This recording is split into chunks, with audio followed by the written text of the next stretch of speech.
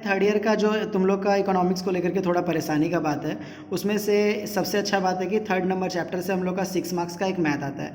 अगर 6 मार्क्स का एक मैथ अगर हम लोग कंफर्म कर लेते हैं तो कहीं ना कहीं एक बात पता हो जाता है कि हम लोग इकोनॉमिक्स में पास हो जाएंगे। और सबसे पहले तो हम लोग को पास ही करना है। आते हैं, कोशिश करते हैं और इस तरह के मैथ को सॉल्व करते हैं। 10 ईयर का मैंने सारा सम सॉल्व कर दिया है। उम्मीद करता हूँ इससे आप लोग को बहुत हेल्प मिलेगा। तो पहले कुछ चीज़ों को हम लोग को जानना है, उसको हम लोग जानते हैं। जैसे कि इक्विलिब्रियम का मतलब हम लोग को जानना है। हम लोग के इक्विलिब्रियम का जो मतलब होता है, हम लोग मैथ बनाते वक्त दो चीज़ों पे फोकस करेंगे। एक हम लोग को इक्विलिब्रियम के बारे में पता है, एक होता है C plus I equal to Y, और दूसरा होता है अपना S इक्वल टू आई। ये दो इक्वेशन को बहुत ध्यान से हम लोग को करना है। अगर ये दो इक्वेशन पता है तो हम लोग का लगभग सारा का सारा सम बन जाएगा। क्या बोले हम? इक्विलिब्रियम यानी कि वो सिचुएशन जहाँ पे एग्रीगेट डिमांड इक्वल टू होता है एग्रीगेट सप्लाई। तो एग्रीगेट डिमांड का मतलब C plus I equal to Y, और एक तरफ होता है सेविंग इक्वल टू इन्वेस्टमेंट, जो आप लोग को पता होगा। आते हैं उसके बाद कुछ और रिलेशन है हम लोग के पास में। जैसे कि हम लोग के पास में एक रिलेशन होता है, वो होता है APC plus APS equal to होता है 1। यानी कि पता होगा आपको, APC का मतलब होता है एवरेज प्रोपेंसिटी टू कंज्यूम। इसका मतलब होता है C डिवाइडेड बाई वाई।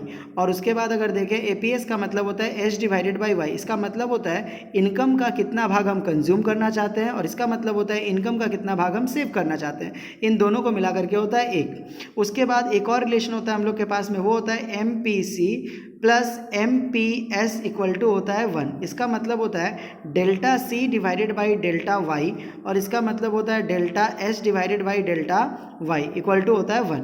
यानी कि इसका मतलब होता है जो इनकम में चेंजेस आया है, लाइक मेरा इनकम पहले 10,000 था, अभी 12,000 हो गया। कितना चेंजेस आया? 2,000। मेरा कंजम्पशन पहले 500 था, अभी हो गया 700। कितना चेंजेस आया? 200। यानी कि जो इनकम में चेंजेस आया उसका कितना पार्ट मैंने कंज्यूम किया और उसका कितना पार्ट मैंने सेव किया, उसको बोलते हैं MPC plus MPS equal to 1।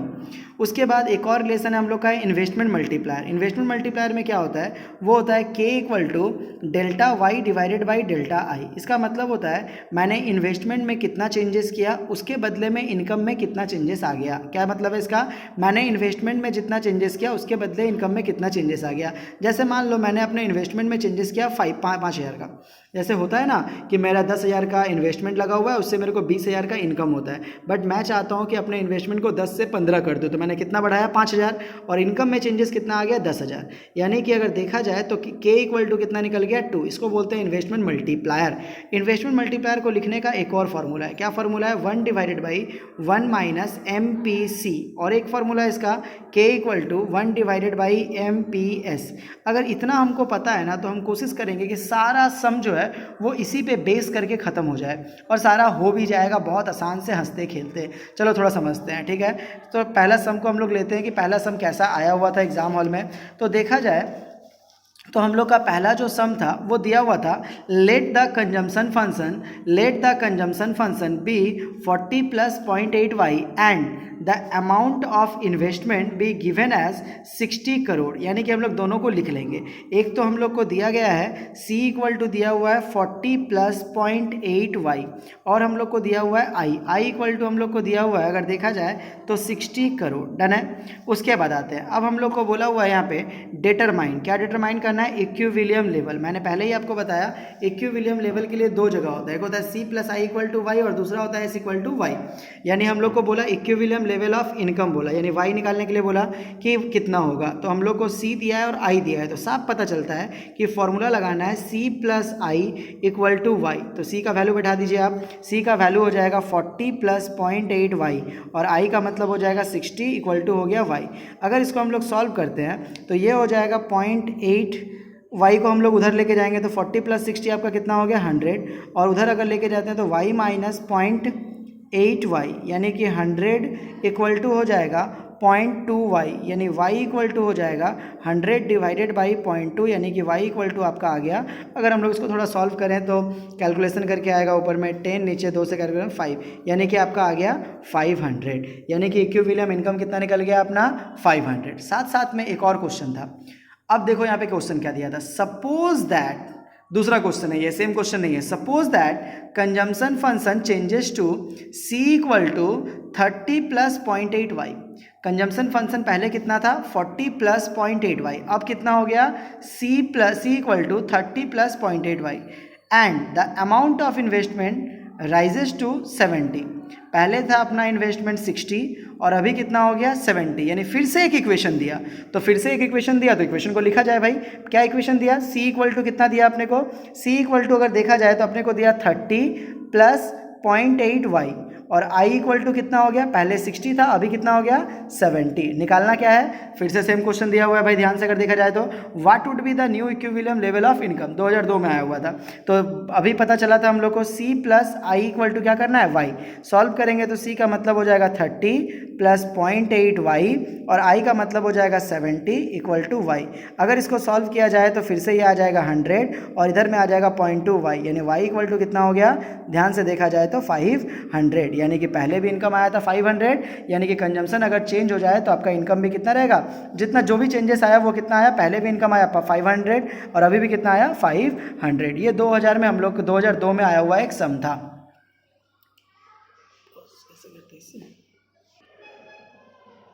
हाँ, आते हैं दूसरा सम लेते हैं हम लोग जो आया हुआ था 2004 में। क्या दिया हुआ है क्वेश्चन को एक बार पढ़ते हैं। Suppose in a country investment increase by 100। Point को नोट करना है, यहाँ पे इन्वेस्टमेंट नहीं दिया हुआ है, इन्वेस्टमेंट इंक्रीज बाई 100। तो इन्वेस्टमेंट इंक्रीज बाई 100 का मतलब होता है डेल्टा आई जो दिया हुआ है वो दिया हुआ है 100। डन है। अब क्या बोला हुआ है? If the consumption function of the country is given by the equation, if the consumption function of the country is given by, यानी कि सी दिया हुआ है आपका, तो सी कितना दिया हुआ है? 10 plus 0.6y, where c and y हो गया income. How much increase will there take place in the income, यानी इनकम में कितना चेंजेस आया। तो इनकम में चेंजेस लाना है तो हमारे पास फॉर्मूला है। क्या फॉर्मूला है? Delta y by delta I. अब डेल्टा आई के जगह पर अगर हम लोग बैठाते हैं 100 और डेल्टा वाई हम लोग को पता नहीं है, निकालना है। लेकिन यहाँ पे दिक्कत का बात क्या है? के जो है वो क्वेश्चन मार्क आ गया, तो इस के लिए हमारे पास एक और फॉर्मूला था। क्या फॉर्मूला था? 1/1 माइनस MPC। अब बोलेगा भैया ये MPC कहाँ से आएगा? आएगा ना MPC भाई, 1 माइनस 1 बाई ये जो 0.6 होता है ना C वाले फंक्शन में, जो 0.6 y के साथ में जो होता है उसको हम लोग बोलते हैं MPC। क्या बोले हम? y के साथ में जो होता है उसको क्या बोलते हैं? MPC। तो MPC कितना बैठाएंगे? 0.6, यानी k इक्वल टू अगर सॉल्व किया जाए तो 1 बाई कितना आ गया? 0.4, यानी k की जगह पे हम लोग बैठाएंगे 1/0.4 इंटू मल्टीप्लाई 100 हो जाएगा, इधर को डेल्टा वाई। सॉल्व करेंगे इसको तो 100 इंटू 10 डिवाइडेड बाई 4 से काटेंगे तो 25, यानी कि अगर निकाला जाए तो डेल्टा वाई इक्वल टू जो हो गया वो अपना आ गया 250। डन है। तो एक आंसर तो अपना कंप्लीट हुआ 250। इनकम में चेंजेस आया कितना? 250। अब फिर से एक क्वेश्चन डाला है, suppose that the consumption function changes to C, यानी फिर से चेंज हो गया। चलिए फिर से लिखते हैं हम लोग, यानी सी इक्वल टू कितना हो गया? 10 प्लस 0.8y। डन है। उसके बाद what would be the increase in the income. फिर से क्वेश्चन पूछा कि इनकम में कितना चेंजेस आ गया। तो इनकम में कितना चेंजेस आ गया मतलब फिर से हमको पता है कि इनकम में कितना चेंजेस आ गया। तो इनकम में कितना चेंजेस आ गया मतलब, तो इनकम में कितना चेंजेस आ गया। चलिए देखते हैं, यानी फिर से k इक्वल टू क्या फॉर्मूला होता है अपना? Delta Y divide by delta I. कोई दिक्कत का बात नहीं है। तो k equal to delta I का मतलब हमको पता है कितना है कि डेल्टा आई का मतलब 100, जो पहले दिया हुआ था। डेल्टा आई कितना दिया हुआ था? पहले वाला ही 100। अब MPC में चेंजेस आ गया। MPC कितना हो गया? अब 0.8 हो गया। तो फिर से k निकालेंगे तो k इक्वल टू कितना हो जाएगा? Delta Y. k equal to निकालेंगे तो 1 माइनस MPC। तो 1 माइनस MPC मतलब k equal to 1 divided by 1 minus 0.8। Solve करेंगे तो k इक्वल टू हो जाएगा 1/0.2, यानी कि k के जगह पे यहाँ पे बैठाएंगे 0.2 और 100 इधर आएगा तो इंटू हो जाएगा 100 इक्वल टू कितना हो जाएगा? Delta Y. सॉल्व करेंगे तो तुम लोग को पता होगा कितना हो जाएगा? 500, यानी कि डेल्टा वाई कितना हो गया? 500। डाउट है किसी को? एकदम क्लियर है। यहाँ पे पूरे सम को 2004 में आया हुआ एक सम है। आते हैं एक और सम को लेते हैं। सम आया हुआ था 2012 में। क्या सम दिया हुआ था? बहुत ही इजी सम है। Given the consumption function as Y C equal to इतना इतना, पता है हम लोग को, लिख लेंगे हम लोग भी। c equal to 40 plus 0.8 Y D. 0.2 भी नोटेड, हाँ यहाँ पे y नहीं है, वाई डी है। उसके बाद ऑटोनोमस इन्वेस्टमेंट यानी कि i दिया हुआ है 60। उसके बाद देखो दिया हुआ है tax equal to government expenditure equal to 10। इसका मतलब होता है t इक्वल टू भी 10 और g इक्वल टू भी 10। अब क्या बोला? Then what will be the level of equilibrium national income, यानी वाई कितना होगा। साफ पता चलता है भैया, वाई तो फॉर्मूला हम लोग को दे ही दिया हुआ है, लेकिन भैया यहाँ पे प्रॉब्लम क्या है ना, ये वाई डी क्या है। देखो वाई डी का मतलब होता है डिस्पोजेबल इनकम, यानी वो इनकम जिसमें से हम लोग टैक्स को माइनस कर देंगे। यानी फॉर्मूला तो फिर से अपना वही बनेगा, C plus I plus G equal to Y. अच्छा भैया आप तो फॉर्मूला बताए थे C plus I equal to Y, ये जी कहाँ से आ गया? याद रखना गवर्नमेंट एक्सपेंडिचर जो होता है वो भी डिमांड ही होता है। तो यानी कि सी प्लस आई, सी का मतलब कितना हो जाएगा 40 प्लस 0.8 वाई डी। हम लोग वाई डी ना लिख करके अभी बताए हम कि वाई डी का मतलब होता है वाई माइनस टी। क्या होता है वाई का मतलब? वाई माइनस टी प्लस जी का मतलब कितना हो गया 10, और यहाँ पे क्या हो जाएगा वाई।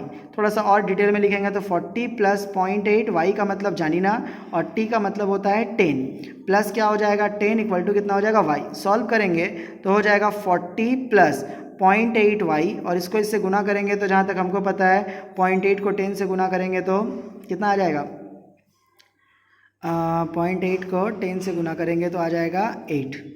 सॉल्व करेंगे प्लस हो जाएगा 10 और इधर हो जाएगा y, लेके जाएंगे उधर सारे को, इस सबको इधर रखेंगे तो 40 प्लस 10 हो जाएगा 50, 40 प्लस 10 हो जाएगा 50, और 50 में से 8 को माइनस करेंगे तो हो जाएगा 42, और इधर में हो जाएगा y में से 0.2 गया तो y में से 0.8 गया तो 0.2 y, यानी y इक्वल टू आ जाएगा 42 डिवाइडेड बाई 0.2, यानी कि y इक्वल टू अपना आ गया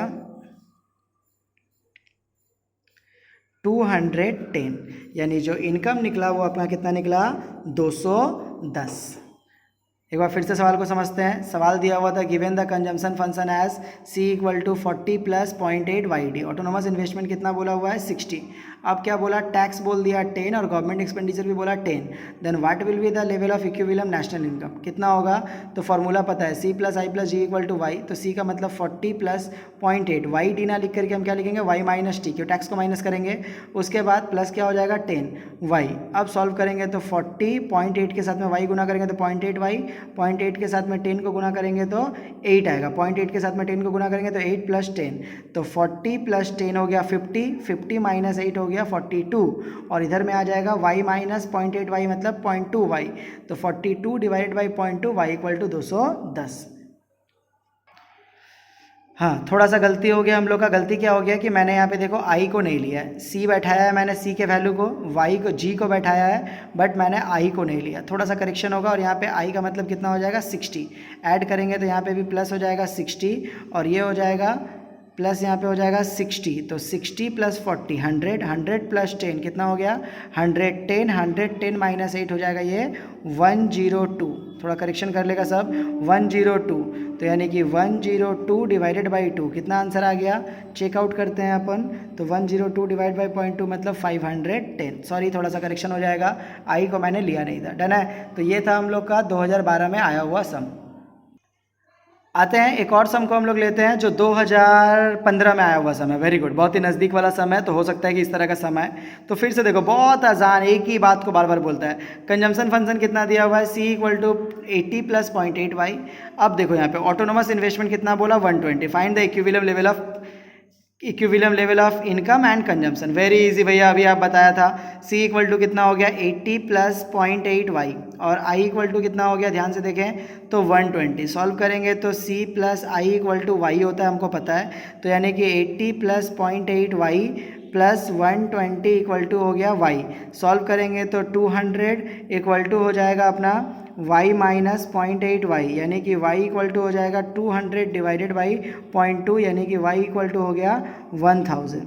ठीक है, तो इनकम निकल गया भैया 1000। उसके बाद बोला था भैया कंजम्पशन निकालने, तो कंजम्पशन तो दिया हुआ था भाई अपने पास 80 प्लस 0.8 वाई का वैल्यू बैठाएंगे कंजम्पशन निकल जाएगा, यानी 80 प्लस 0.8 इंटू 1000, यानी कि c इक्वल टू गुना करेंगे, थोड़ा देख लेते हैं कितना आता है, तो 80 प्लस हो जाएगा 800। अब यानी कि c इक्वल टू निकल गया 880। वेरी इजी, बहुत ही आसान सा सवाल था। अब थोड़ा सा फिर दो सम था, बोले ना 3 नंबर और 3 नंबर 6 नंबर का होता है। अब देखो क्या दिया हुआ है, if the autonomous investment increases to 180।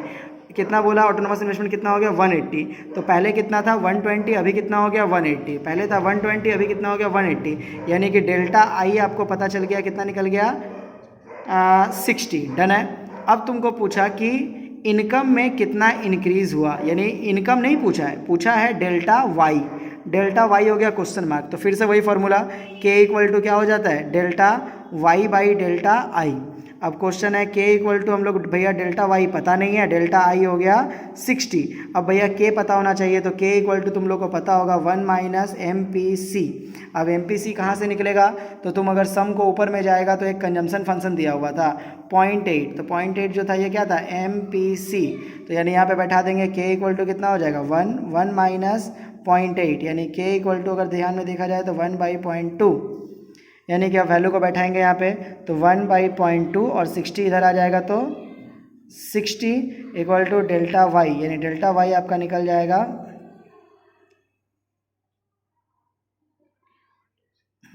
थोड़ा सा करेक्शन देखेंगे यहाँ पे, तो यानी कि 60 ऊपर में और नीचे में 2, यानी कितना आ जाएगा 300, यानी डेल्टा वाई कितना आ गया 300, यानी इनकम में चेंजेस कितना आया 300। तो 2015 में आया हुआ सम है, उम्मीद करते हैं कि ऐसा सम इस बार एग्जाम में भी आ सकता है। आते हैं यहाँ पर फिर से एक क्वेश्चन, बहुत ही आसान क्वेश्चन दे दिया 2017 में भी, उम्मीद करो कि तुम लोग का भी ऐसा ही एक क्वेश्चन आ जाए। Suppose the saving function S equal to इतना दे दिया एंड इन्वेस्टमेंट फंक्शन कितना दे दिया, आई इक्वल टू इतना दे दिया, find the consumption function same, और फिर बोला equilibrium level of national income. तो पहले लिखते हैं कि क्या क्या दिया हुआ है। एस इक्वल टू कितना दिया हुआ है 0.2 वाई और दिया हुआ है -500, very good. I equal to कितना दिया हुआ है 0.1 वाई और प्लस हो गया 500। अब बोला इक्विलिब्रियम इनकम निकालने, एक तो बोला कंजम्पशन फंक्शन और एक बोला इनकम, तो पहले हम लोग इनकम निकाल लेते हैं, क्या दिक्कत है। तो इनकम का फॉर्मूला अभी तो पता ही थे हम, एस इक्वल टू क्या होता है आई, तो यानी कि एस का मतलब 0.2 वाई माइनस 500 और आई का मतलब कितना हो जाएगा 0.1 वाई प्लस 500। सॉल्व करेंगे हम लोग तो 0.2 वाई इधर लेके आएंगे तो -0.1 वाई और इधर हो जाएगा तो 500 प्लस 500, यानी सॉल्व करेंगे तो हो जाएगा 0.1 वाई, यानी कि इधर हो जाएगा 1000, यानी y इक्वल टू हो जाएगा 1000 डिवाइडेड बाई 0.1, यानी कि y इक्वल टू आ जाएगा 10,000। ये था अपना एक इनकम। अब पूछा था हमको कि कंजम्पशन फंक्शन कितना होगा, वेरी इजी। क्या पूछा हुआ था हमको, कंजम्पशन फंक्शन। तो तुम लोग को पता होना चाहिए कि y इक्वल टू फॉर्मूला क्या होता है, y इक्वल टू होता है c प्लस एस, डन है। अब तुमको क्या निकालना है, कंजम्पशन, तो y minus S equal to हो जाएगा कंजम्पशन, y कितना हो गया 10,000, डन है। डाउट किसी को, y कितना हो गया 10,000, और सेविंग हम लोग को ऊपर में ऑलरेडी दिया हुआ था, देखो यहाँ पे दिया हुआ है 0.2 वाई 500, तो लिख दो 0.2 वाई माइनस 500 इक्वल टू सी। अब तुमको पता होगा 10,000, अब करना कुछ नहीं है, माइनस 0.2 इंटू वाई का मतलब कितना हो जाएगा 10,000 माइनस 500 इक्वल टू हो जाएगा सी। सॉल्व करेंगे तो ये हो गया 10,000 माइनस 10,000 को 0.2 से गुना करेंगे, 10,000 को 0.2 से गुना करेंगे तो आएगा 2,000 माइनस हो जाएगा 500 इक्वल टू सी, यानी कि 10,000 सॉल्व करेंगे इधर तो माइनस, यहाँ पे इसको माइनस करेंगे तो आएगा 1500, यानी हो गया सी, यानी 10,000 माइनस हो गया 1500 इक्वल टू सी, यानी कि 8,500 हो गया कंजम्पशन।